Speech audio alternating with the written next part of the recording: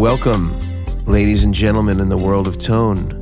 We are back with two of the most distinguished gentlemen in the world of tone, the great Brian Omilion and Grant Klassen. We're glad to have them back. Hello. After doing my monologues for the last few weeks, I'm glad to be relieved from some of my fellow members in the world of tone.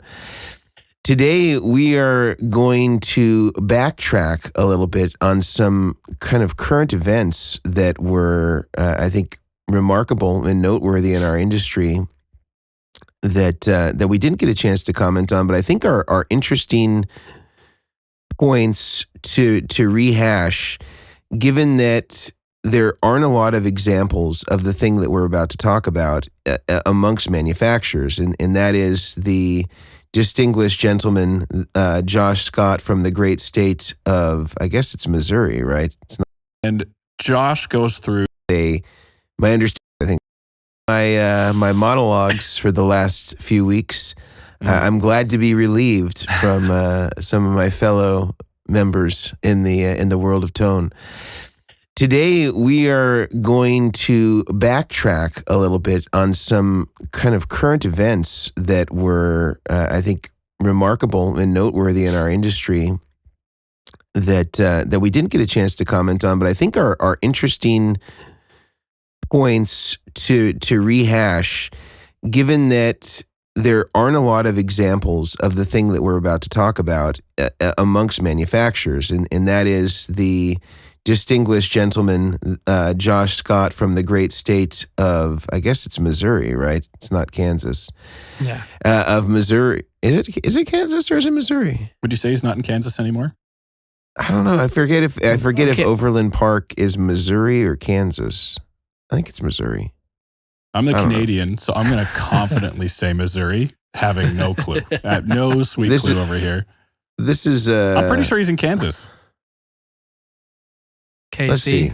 This is a bad. Yeah, you know what? I think you're right. I think you're right. Oh, It's can Kansas. this be 1 point for the Canadian as far as American geography? It's Kansas. You're right. Hey, all right, I'm done for the day. I'll see you guys later. Yeah, you're done. You're done. Your geography skills are unmatched, Grant. Or my guessing skills. We won't say which one.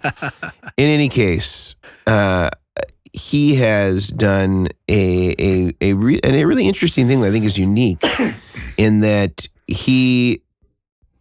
two things I think that he's done as of late that are unique among many is firstly, he gave some really interesting insight as to why they're going to discontinue Ross pedals. Yeah.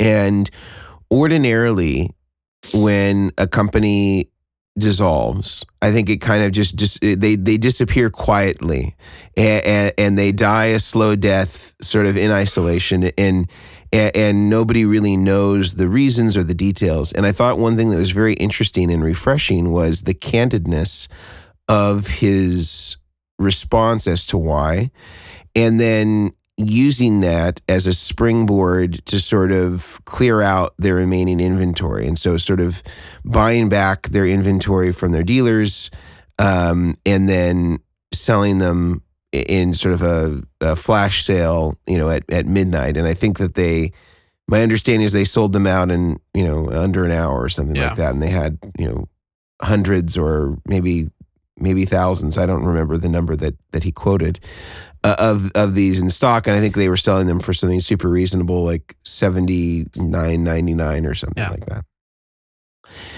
And just to really quickly rehash it for people that have no idea, Josh in essence kind of talked about what the struggles were to relaunch the brand. He kind of talked about all the things that went into relaunching the brand, and kind of mentioned that it was, I don't remember what number in the number of relaunches that have occurred of Ross over time. I think it was 5. Yeah. I think this was the 5th iteration. Okay. So obviously multiple times, and he said that this has been the most successful relaunch of those 5. But kind of explained why it didn't work and in some of the challenges that they experienced, and I thought it was really interesting to see a business owner in our industry be vulnerable like that, and certainly he has the respect of many people within the industry, and then just fans of pedals generally. To hear that, I hoped that what it did was it opened people's eyes up to what these cost. And I think that, there was some other downstream consequences of him kind of being this candidate, and I think we'll get into that a little bit as well.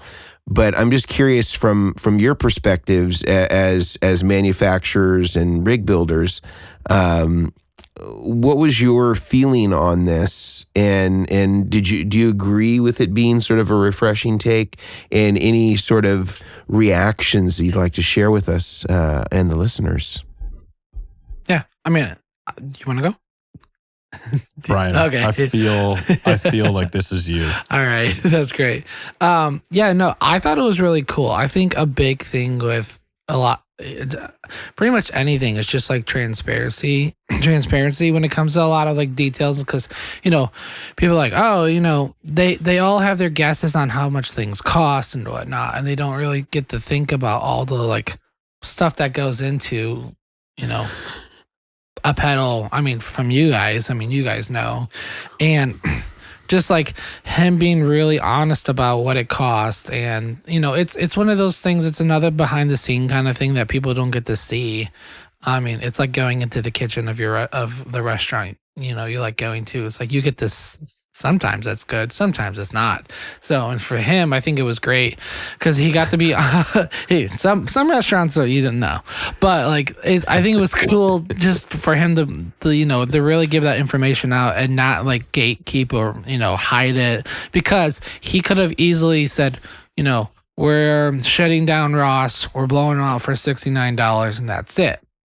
Could have said that, but I think him giving the why behind it, and really showing what it costs, and showing like, hey, we're not closing or blowing them out or anything just to make a quick penny. We're getting rid of them. We bought them back from all of the dealers, and we're gonna sell them literally at cost, like no fluff. So I thought it was great. Josh has always been one of those guys that he's so chill when it comes to that kind of stuff, that he was just like, yeah, sure, let's tell him. I don't care, which is not normal for a lot of companies. So that was refreshing. Yeah, I loved it. And I think it's really inspiring in a sense, because I think Josh being so respected and such a voice in the industry, I think it gives other people permission to be able to speak like this as well, which is great. I love the fact that in a time in history where we are only allowed to post about our successes, a lot of time,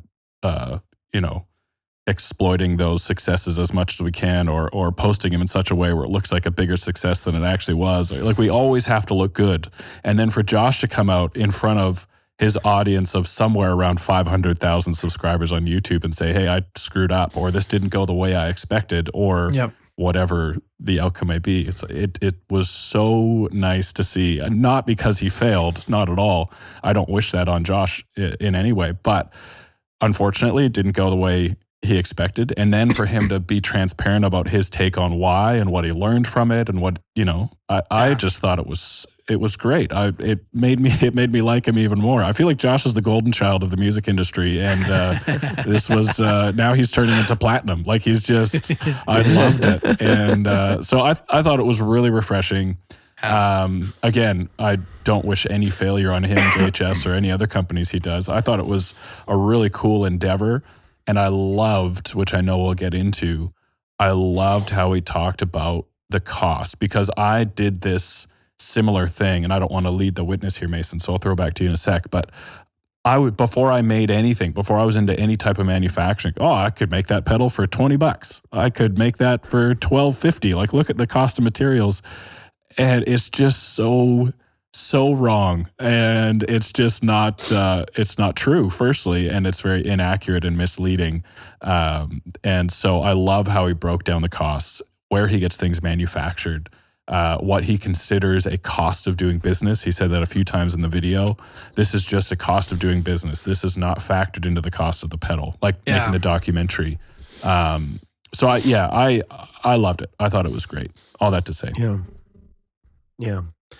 I wholeheartedly agree. And I think that one thing that I want to get into with this is he's not the only one that's run into this problem. I think we've seen historically there have been many brands that have relaunched and have had similar fates. And I kind of I don't want to put words in your mouth here, Grant, but I kind of vaguely remember you when they did this saying that the likelihood of success in brands that, try to basically have two parallel companies at the same time, there's this very high percentage of failure. And I don't think you were saying that as like,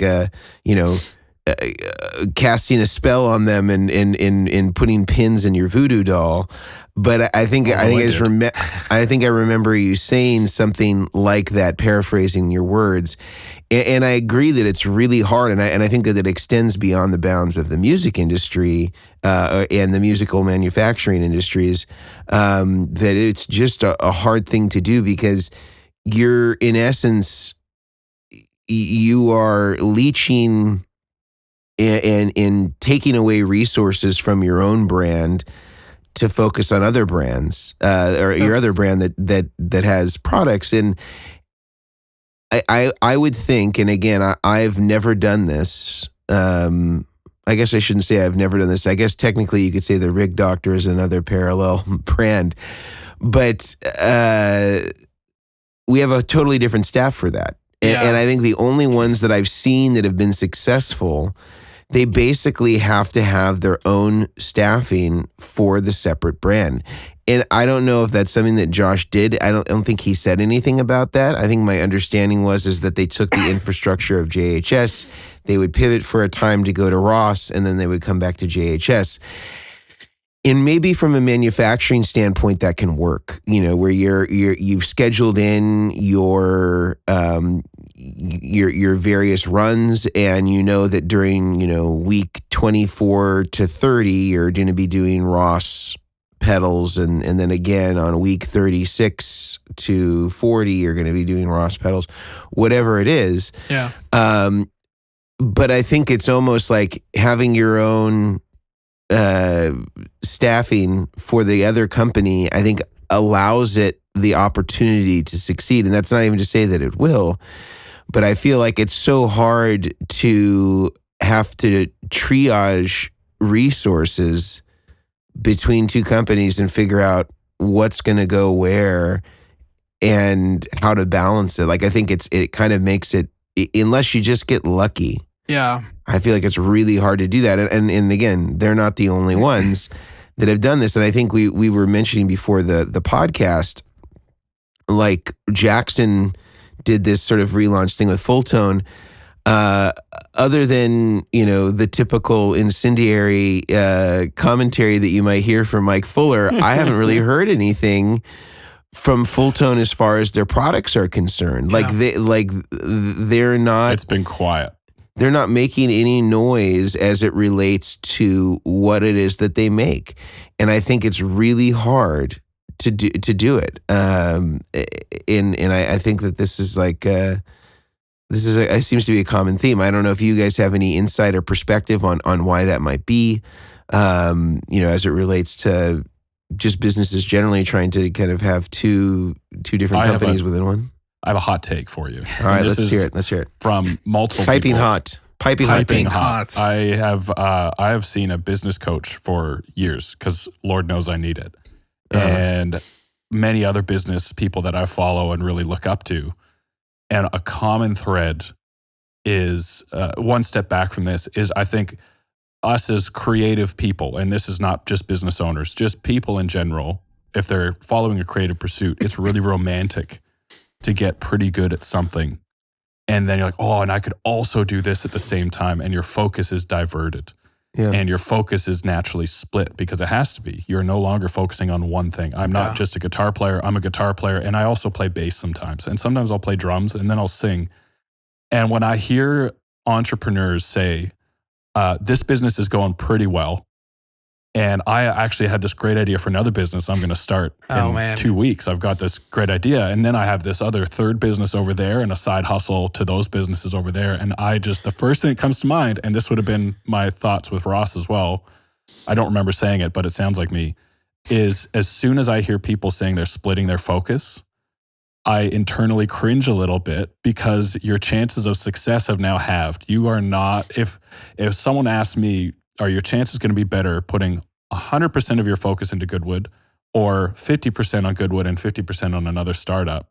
I would take the one focus, put all my eggs in one basket, risk it all on one focused idea, then 2 or 3 and see which one takes off. Because I just feel like the writing is on the wall. And I don't think it's a romantic to have one focus. I don't think it's all that sexy necessarily, but I think your chances of success in any creative pursuit is much higher if you can discipline yourself to be focused. And not to say Josh made a bad call. I mean, he's got a proven track record with JHS. I was really hoping Ross would go well, but there are a few brands in my head now, Full Tone being one, and the owners, operators, their attention is diverted to multiple places. And I am not saying I hope they fail to prove my point, not at all. I'm just saying they are going to have to be extra conscious of the fact that they are not giving their all to one thing. And I think that they're starting at a handicap. If I could summarize everything, I think that's a good way to kind of summarize it. What about you, Brian? I would say, like, in the most realist way, like I could think about it is like, yes, it's the same thing as putting, you're splitting your time to doing, like, of building 2 different things. The same thing with me is like, I can put all my time into building rigs and I can crank out 2-3 boards a week, or I can do one build every week and a half and also spend the other half putting together stop motion videos and reels and content and video. Like, people, it's the same thing as like, hey, why don't you have more video content of this rig you just did? I'm like, the amount of time it takes to do that one video, I could be doing 2 other boards. Like, I could finish 2 other boards. That same logic applies to pretty much anything. I mean, especially from a business standpoint, you're having to shift all your production guys, they're in a rhythm, they have headphones in, and I've been to the Jackson audio shop a bunch, and their guys are at their benches and they're building their stuff. But then you get in that rhythm and maybe you complete 50 pedals, and then you have to shift that rhythm into a completely different circuit and a completely different pedal for a completely different company. So like, yeah, I mean,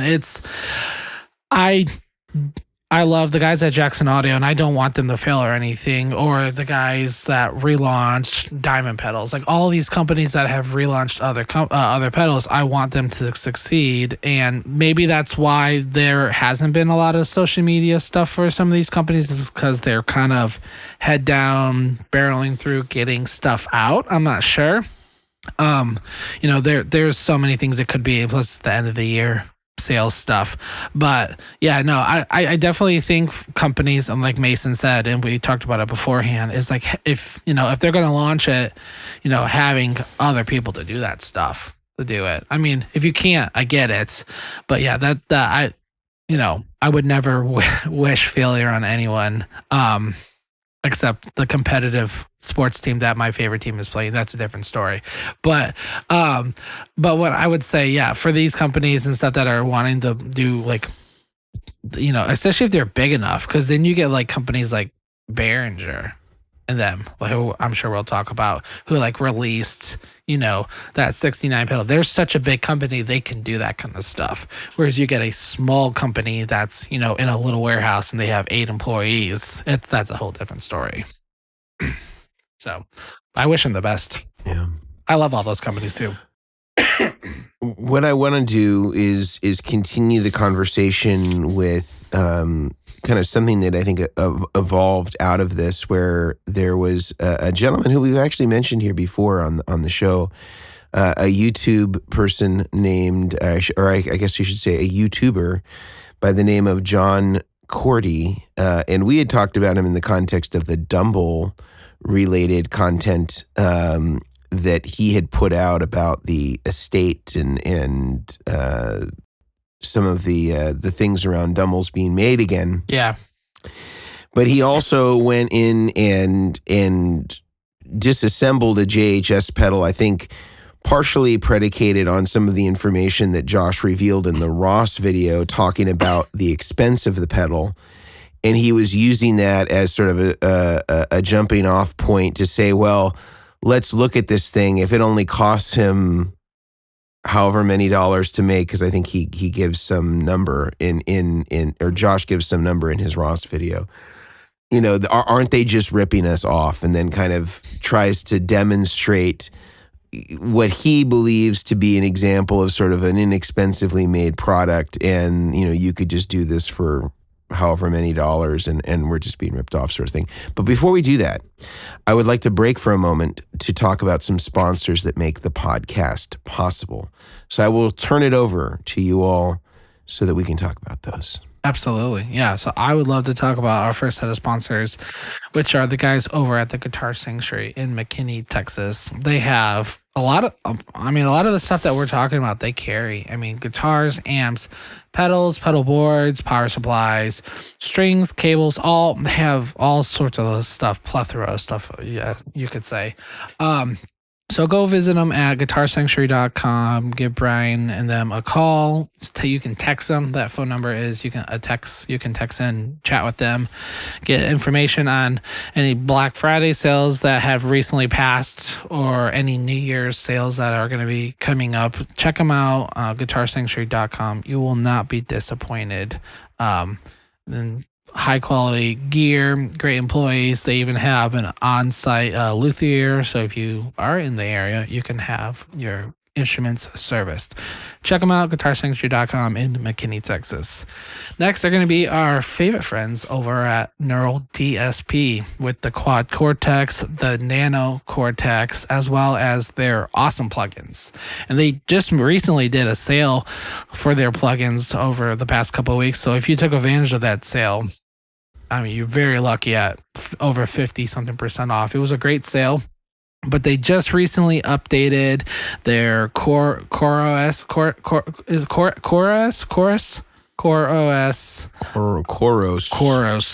They're for the QC, which is really cool because it brings in a lot of new editing, like bulk editing, harmonic tremolo, some new amps, another new plugin that you can now transfer from your computer to the quad, which is super cool. So they are, with every update, they are adding more plugin capability, which is super cool. So go check them out. Use the code Chairmen for 30% off all of their plugins that are on the desktop. And you might get lucky. The next update might have that plugin available. So go check it out. If you have a Quad Cortex and you want to load the plugin, you want to use the code, make sure it's compatible before you buy it. You won't be disappointed. Their stuff is amazing. There are some new Nano updates coming for another firmware. So be ready, be in the loop, and check them out. And that's all I got. I'll throw it back to you, Mason. Awesome. So getting back into this video that was made by John Cordy, you know, again, just to quickly rehash, disassembles a JHS fuzz pedal that is a I forget the series that he called Legends of Fuzz. It was a big muff, I think, circuit. And, you know, he basically kind of says, well, you know, this thing is, you know, got so few components and they charged all this money for it. And isn't it just, something that we could be making for $50? And, you know, I think that without being hasty myself, my prediction is that, you know, potentially he saw an opportunity because of this, you know, this revelation about the pricing on some of these items that Josh talked about in the video about the Ross stuff. maybe thought that this was low hanging fruit, like a gotcha sort of moment. And I think I'd mentioned in the Dumble videos that although I think that his Dumble video is actually, I think, a fair analysis of kind of the situation, that, personally, I thought he had been, a little uncharitable toward me and some other video content that he had made. And I think that, in this particular case, I think Josh was very fair in responding to him, but in essence made a response video sort of going not quite frame by frame, but, sort of point by point in sort of correcting, redirecting, or just clarifying any points that were made about what it takes and requires to make a pedal. And I think a lot of the places where John had sort of attacked the pedal were mostly unfounded. And I heard, Brian, when we were speaking earlier today, that I guess there is some sort of apology video that he had posted, and I presume that there were people that were unhappy with his hot take, but I wondered if it was kind of, from his perspective, kind of low-hanging fruit that made him an easy target because of this, and and thought it maybe was an opportunity to kind of dunk on Josh and this pedal and the brand without really having any understanding of the way that things work in terms of dealer margins and costs and all these expenses that every manufacturer deals with, from payroll taxes to leases to utilities to workers' compensation contributions. I mean, there's just so many things. To simplify, saying that, well, if he can sell a Ross pedal at $80 or whatever it was, and it only costs him 70 whatever to make, why aren't we getting it for that, sort of thing. And I think it was kind of a little bit of a half-baked plan to kind of go after him for that, especially given his size. But I don't know, maybe the thinking was no risk, no reward. I'm not sure. But one thing that I think was very respectable, and Brian, you mentioned this, is I guess Josh said that he would send him a new pedal because in the process of disassembly, he broke one of the switches or something like that. And so I don't know, it seems like, again, points to Josh for just like being so cool about the whole situation and really trying to use this critique of his product as an opportunity to educate people. And I think, as far as being corrected by, somebody that could have taken a much more vindictive stance, I thought was very, totally left the door open for John to be able to kind of totally make nice. Yeah. So any thoughts or feelings on that? I loved how,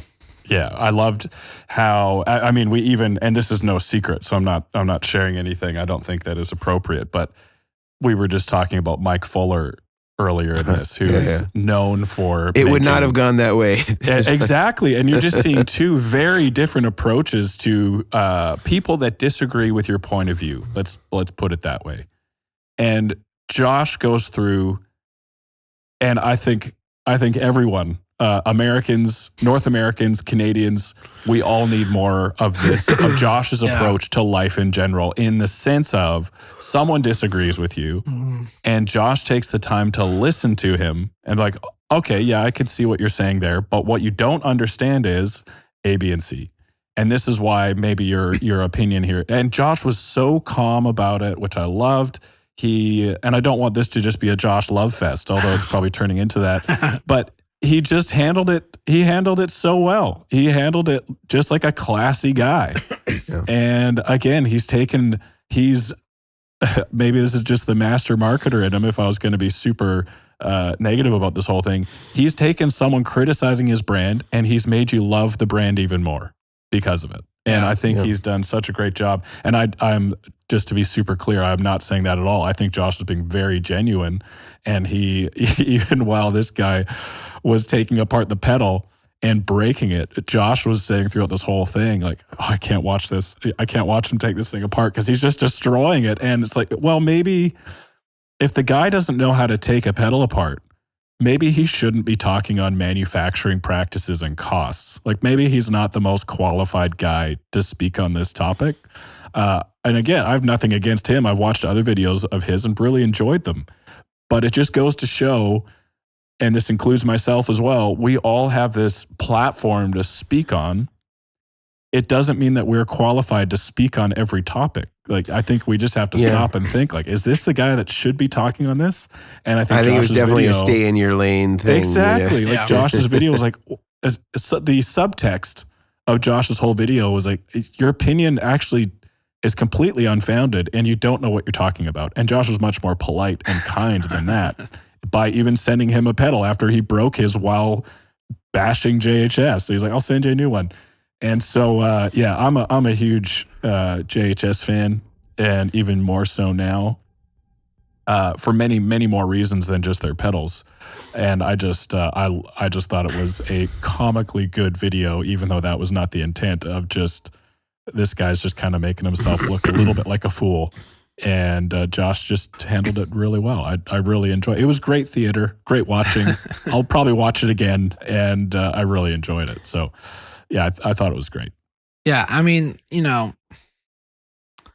I met Josh back when I worked at the Guitar Sanctuary, and I remember when Josh was coming in, they told us he was coming in, and like we're all kind of like, oh my gosh, Josh JHS, he's coming in, like thinking, because I've met other business owners before, and they're very business, very hi, nice to meet you, let's talk business. But he was just so chill when he came in, and he was just really nice, and we're like, holy crap, like he's just like a normal person. And that's the thing with a lot of these people, clients, business, a lot of these people that own businesses, you're like, wow, I forget you're a person. Yeah, I get it. Yeah, they're physically a person, but like their status of their company or someone that you've been following for years, like when it comes down to, they're just people.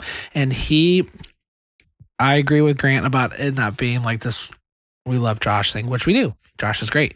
But it's just one of these, like, he took the time, and this is, I think, something I am learning too as a new business owner, is taking the positive and the negative of anything, of comments, of, oh, hey, this, this went wrong or this happened. And instead of like, it's like watching, it's like watching a 5-minute video and you're pausing it every 5 seconds to comment on that section, or watching the 5-minute video fully, understanding the why, the reason, and then responding. He did that. You didn't see a single comment from Josh on this guy's video every 10 seconds commenting on everything he critiqued. Josh watched the whole video, he evaluated it, and then he responded in a professional, respectful, and grown-up way. Because I think so many people nowadays are keyboard warriors, and they will say everything that they want because they don't think there'd be any repercussions. But unfortunately, the guy received a lot of backlash from his comments on it, from a lot of people that were following him and stuff. And like, I just think it was a cool approach to see that, like, hey, this is something that like you can do business with. Like, if they are responding to you and they are nasty and like why would you want to support like someone like that? So like, you're just like, no, I'm just, life is short. One of those things, especially with everything going on in the world, a lot of people have a lot of stuff to argue about. That, like, he took the time and was just genuine about it. I think that's the big thing for me, and the big takeaway is that, like, it's like he wasn't mean. He listened to a consumer, and he gave a response, a chill response. I think that's what it comes down to. Is like, when I met Josh, he was so chill. And he was great to talk to, and I drove him to the airport, and like the whole ride I'm thinking like, oh, this is gonna be so awkward, and like we had a casual conversation, and I was like, wow, he's just really like, he's just a guy that loves gear, he loves guitar, and he loves playing, and he wants what he loves other people to love. So hats off to him on his response, hats off to the other guy on his secondary video response apologizing and talking about, like, I get it, not every person on the internet is not, what do you call it? Like, they don't know everything, not every person they think they do. So it was, just goes to show that if you're going to put yourself out there and comment on something, like, maybe reach out to the company or do the work or the research beforehand before you go put out a video to how many 1,000 followers or whatever he has. But yeah, that's what I would say. Is I think it was genuine. Like, I think it was a good learning experience too for a lot of people, because it's not something business owners do. So it was good on all fronts, I think. Well, I want to continue the conversation. Before we do, I want to break one more time for some additional sponsors that make the show possible every single week. I'll turn that over to Grant. I want to tell you guys about Mono Creators. Firstly, I was actually on Instagram burning 5 minutes, which turned into 10, and Mono Creators came up on my feed, and I was glad they did. I actually saw they recently put out a new line of cases, and the colors that they have are awesome. They've come up with some really cool soft bags. I don't know if you guys have seen these or not, but they recently posted them on their Instagram, and I don't use Gorgeous often, but this fits the bill. Beautiful soft bags. And so Mono Creators, if you have never heard of them before, create incredible soft bags for your electric guitar, your acoustic guitar, even your pedal board. They have a line of pedal boards and accessories, even power supplies that are super low profile and have high current outlets. Basically, if you need to finish off your pedal board, get a case for your guitar, a double gig bag, Mono Creators is the place to go. So definitely check them out before you make your next case or pedal board purchase. And I think you're going to like what you find. You can use the code Chairmen, CHAIRMEN, to get 10% off or 90% away from free, as we like to talk about this on the podcast. I had someone call me out on Instagram the other day for a Black Friday sale that just finished. And I posted, you get 15% off. I'm like, don't you mean 85% away from free? So it was very good. It was a nice comment. Touche. So 90% away from free if you use the code Chairman at monocreators.com. I also want to tell you guys about BTPA, or Bestronics. BTPA, I don't want to say I talk to Brad more than my wife. That would be a lie, but it's getting close. Brad is so helpful in He's your work wife, huh? Exactly. He's one of my many work wives. I consider you guys my work wives as well. My work wife harem, that's inappropriate. Brad is up there. I chat to him all the time. Yesterday I was emailing him asking if I could get some samples on some plugs that he has, because I just want to check out what's coming through and be aware of what's going on. And within 20 minutes, he had emailed me back, and we were chatting about these samples, and they're out the door. And he's so helpful, so knowledgeable. And whether it's D sockets, locking jacks, USB throughs, power connectors, raw cable, plugs, pedal board accessories, panel mounts, you name it, snakes, Brad will help you out and get you what you need. So check out btpa.com. And another 90% away from free, Chairs, DACHAIRS is the code. Use that on checkout and you'll save 10% on your order at btpa.com. Mason. Yeah. I did. Brad's. Yeah. I did realize they don't sell rattlesnakes and garden snakes. That's the only snakes they don't sell. You got to go to a pet store for that one. Yep. Thanks for clarifying. Thank you. I had to. You. I tried. I asked, do you have pythons? He said no.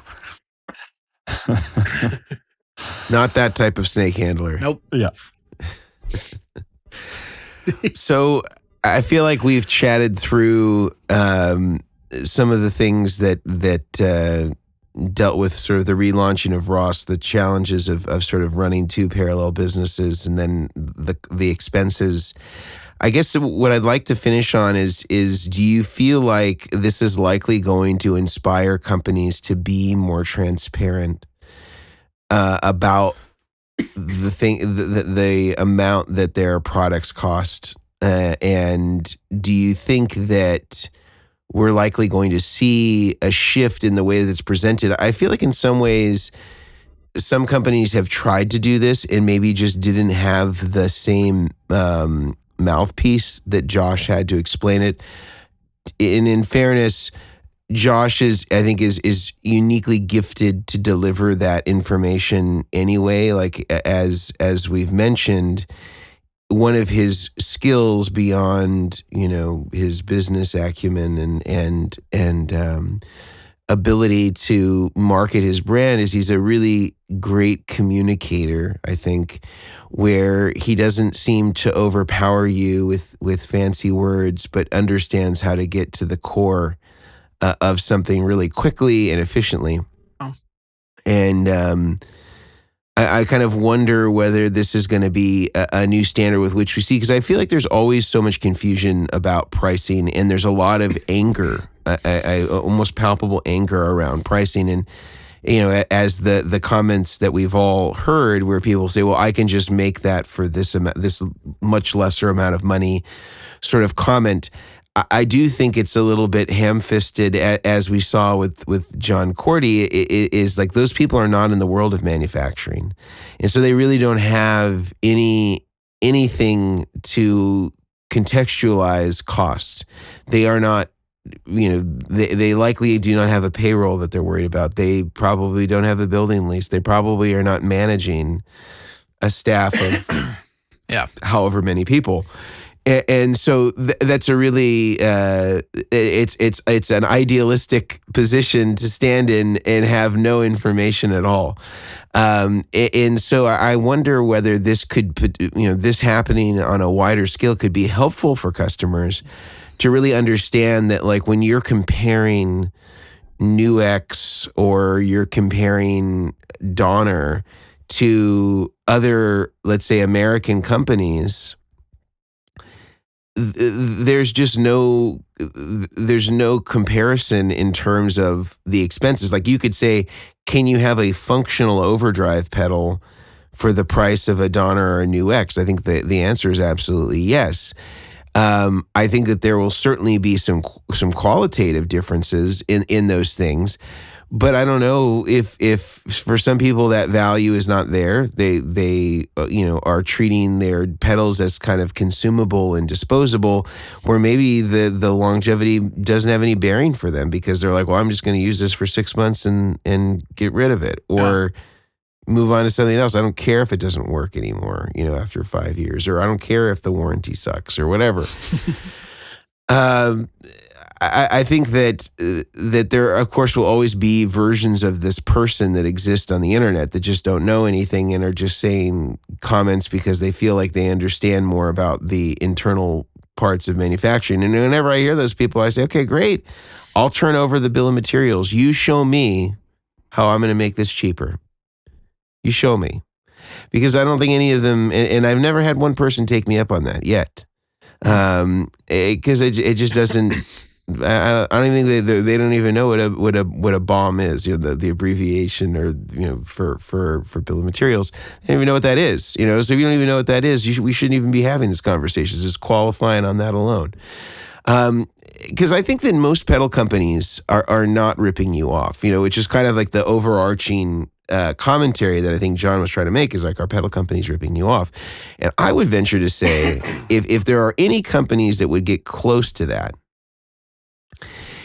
I think it would be in the software domain, because the companies that are where it's very expensive for them, or more expensive for them to make it, are the things where every product is its own bill of materials and parts list for everything, the majority of the parts, let's say from top to bottom. If you're talking about something, and I don't mean to just continue to attack UA here, but a company like UA, their enclosures are all the same. They are painted differently. But as far as like processes are concerned, those can all be die cast 1,000 at a time, 2,000, 10,000 at a time, and they can just divert paint jobs depending on what's needed because they have the raw metal. So that's a saved expense because it's shared across every product in the line. All of the hardware on these is the same. Now there are, I think, some differences in terms of what knobs get used for what. I think the Marshall ones look more like Marshall knobs with the coloration of the gold, but I'm looking at a few that I have back here, and they do have the same silver Marshall-y knobs. Shared part makes that part less expensive. Same foot switches, same toggle switches. So really when you're just substituting programming on the software chip, that to me seems like it can get more into that cash grab category. Yeah. Even though those are much higher price point pedals, they are not having to the brain of the pedal, the functional part of the pedal is programmed. It's not with discrete components. And so to me, that seems like where there could be more savings to the consumer because there is many repeatable processes. And I think that what they're banking the value on is their IP in the software design, like how they've come up with their reverb algorithms or how they've come up with their Dumble amplifier algorithms. And that's where the ongoing expense is coming from is that you're supplementing that as a buyer of the product. Yeah. I think when you're talking about these analog overdrive devices, which is primarily what Josh is making, analog distortion fuzz overdrive, that is... I'm not saying it's a more complicated circuit, but I'm saying that from a manufacturing process, there are more steps in there that require human hands and touch and all these different things. Whereas a lot of the digital stuff, a lot of that work is up front. Yeah. It's up front, and once it's established, we're programming chips. We're making sure that they get the right silk screening to be whatever product they're going to be. And it's a little bit. I think that it's a little bit more repeatable. So I'm sure that there are pieces to that because I don't do any DSP products. I'm sure there are pieces to that I'm missing equally, and maybe I'll get a critique video made about what I just said. But to me, I think that most pedal companies are sincerely trying to price the products as competitively as they can based on what it costs them.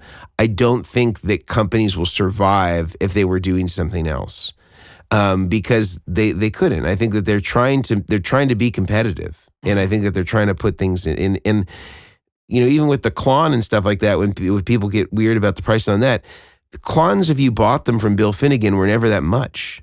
Like they were never that expensive. They're like $200-$300. Yeah, or maybe a little bit more. And same with the KTR. It was just that there was a scarcity that drove prices up on the used market, and that became in people's brain the price of the Klon. That was never what it cost if you bought it from him. Anyway. Can I push back though, really quick? Push back, please. I am not one to stand up for big pedal, but no more government subsidies for big pedal. There are so many competitors in this space right now. Let's say Amp and Cab Sim for the UA example. And there are multiple ways of approaching pricing a product. Value pricing, as in what is this worth to someone? And that's where the cost of the product, so long as you're profitable, it doesn't really matter. It's like what is someone willing to pay? And I'm not saying that's good or bad. I'm just saying that's one way of doing it. Then there's a cost model where it costs us $30 to make this pedal. We need to make cost times 4 to cover all our expenses. So we're going to charge $120. And I think my problem with this approach to the argument is UA could charge $999 for their Ruby and Dream, which is currently around what? I don't know, $500-ish. $399. Is it $399? I think it's $3. So I think the price is kind of less of a deal, and it's more about what does the market tell them, and the market is telling them $350. The market is telling them that they will pay $350 for this product. And I think my flip side to this argument is this is not bread, eggs, and milk. This is not something that you need to survive. Like if you think the price is too high, don't buy it. Don't buy it. Yeah. You know what I mean? I think people could look at what we charge for custom setups. Yeah. And I am no longer, although this would have been true at one point, I am no longer going to be charging $20 an hour for my work because I I cannot make a profit on that. It just is impossible. Like what Mason said, with all the other expenses that come along with this. Yeah. And so we are, in comparison to a guy that does this as a side hustle on the weekends and does one board every month, we are expensive. But the market has told me that they are willing to pay the prices that we charge, and we are not for everybody. Some people are very happy to go to the guy that does it as a side hustle, and that serves them very well. That's great. But I just can't charge that.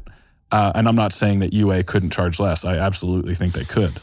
But I also think they could probably charge more. And so all I'm saying with all of this is it's not a survivability item. If you think a product is too expensive, then speak with your dollars, and they will either have to discontinue that line or make it more affordable if enough people agree with you. Just like the Klon, the market decided the Klon was worth $6,000. That's what people are willing to pay. I would personally couldn't afford that, and secondly would never pay that much for a Klon, but some people will. And so the market has decided based on units available and what the amount of people that are willing to pay $6,000, that's where it is. If enough people stopped paying that, the price would start to drop. But it hasn't. It's only gone up. And so that's where I don't know if I'm communicating this in the way I'd hoped, but I think you can vote with your money, and if enough people do that, UA in this example, UA has to change their practice. They have to change their pricing approach, add more features, create more value, and keep the price the same, or keep the product the same and drop the price. That's the only way, or discontinue the line entirely. But that really is the only way forward if enough people stop buying this product that is too expensive. And I think I agree with what you're saying. I think that what I was getting at was, if we're trying to say that there are companies out there that could be charging less, yep. Looking at it, reducing it down to the expense to make the product relative to what the price is on the marketplace, I think that there's a higher propensity for there to be a lower price point on products like that comparatively to products like the JHS stuff. Yeah. Because I think that they're, as I said, wrapping the value in their intellectual property and not in the mechanical side. Yeah. In their name. They're not a cheap brand on anything though, right? Like there's no product. Not. It's kind of like Apple. Like you kind of know you're not going to be paying certain price points for their products. Sure. Yeah. Sure. Brian, do you have anything on this? No, I mean, I agree with both of you on what you're saying, especially like these things aren't essential too. So, I mean, well, none of it is. You can make that argument about any pedal. Oh, no, for sure. No, I can understand that. Especially, please keep buying our stuff. No, please keep buying. Yeah, no, it's definitely a lot of these companies, and I think it's just a lot of time people will see a price and they'll immediately be like, oh no, I think it should be this, but then you can't even begin to think about all the R&D. I mean, you guys know the amount of time it goes into one thing. I mean, heck, I did a simple 4-cable method patch box with you, Grant, and it took us weeks to get it all figured out. And a couple like back and forth emails and that was a little box. That did nothing. Like it didn't even have power. So like seeing these pedals that are coming in and they're doing amp and cap sim and a Wi-Fi app. Like I have the Unity 6 controller from Jet Pedals. Oh, cool. Yeah, so it's a cool pedal, and there was like an update. So like the amount of R&D that goes into something like that, and it has a Wi-Fi chip inside, and you can connect it to your phone, and you can do an editor through it. Like the amount of stuff, and I think I don't know how much it is. I can't remember what the price of it is. It's like I don't want to misspeak. Yeah, on the price, but like the amount of stuff that goes into that. So like there's so much programming involved, and you have to have the knowledge of the programming. So like I'm like they're not just dropping. It's not a 6-channel true bypass looper from Loop Master or someone like. They are these triple pole double throw switches and you're point to point. So like they just have so much in them. All these pedals have so much in them. So like seeing the prices, you could easily gripe and complain about it, but like there's thought behind it. And like Grant was saying, you have to make up so much of the cost because of the time and the storing and the packaging and the photos and the videos you've taken. And there's just so much back end stuff into it. So yeah, no, I definitely would say wrapping up my section of it, of like a lot of these companies that are doing this relaunch, or like if they're a big enough company to do it, like we don't have to go into it, but like Behringer releasing a clone that looks very much like the original one, or like the 69 Vibe that they released. Like a lot of these pedals, like they have the capability to do it because they are such a big company, unlike smaller companies. So yeah, it's a whole, people can say what they want, but if you have a problem with it, just wait until there's a major sale and then buy it. I mean, I also really liked your. I'm just on the Jet Pedal site. $549, which is not a bad price. The other question you asked, Mason, I really liked it. Other companies. Do we think other companies will be inspired to be this transparent on other issues or similar things going on? Yeah. And my only thought there, and I know we're running out of time here, but I think some companies will try, but I think the reason that it works for Josh is I was surprised to see this video, but not surprised to see this type of video from Josh. As in, this is kind of what he does. And I think it's genuine for him to do a video like this. Whereas it might be, for me, I don't have the track record, nor do I have the voice that he does, not even close. Or do I have a track record of doing videos like this? And so if I tried to do the same thing, it would be disingenuous and probably come across quite poorly for more reason than one. But I think companies will probably try and maybe miss the mark unless it's in their track record to do this type of thing already. Not saying that companies shouldn't be more transparent. I just think Josh is placed to do a video like this. He's created this vibe about him, and I think it's great, and I think it was a well-suited video that he didn't have to do, but I'm very glad he did. Yeah, I agree. He's uniquely positioned to be the spokesperson for this sort of video. Oh, totally. I agree. Yeah. I agree. Well, gentlemen, it's been wonderful to see you. I'm glad that you both are back. As always, if you are enjoying this content, we would supremely appreciate any review that you're willing to write for us, but we would prefer, if at all possible, that it occur on the Apple podcast side of things, because that seems to be the place where all reviews are sort of indexed, and then from there sort of creates recommendations in the algorithm about the likelihood that somebody might like to find this podcast. And if you're liking this podcast and you are in the guitar, bass, musical gear community, and you give us a review, this is making it likely that somebody else in that same community is going to find us as well. So we appreciate you being here. Thank you, Grant and Brian, for being here. And until next week, we will see you later. Bye, guys. See you guys.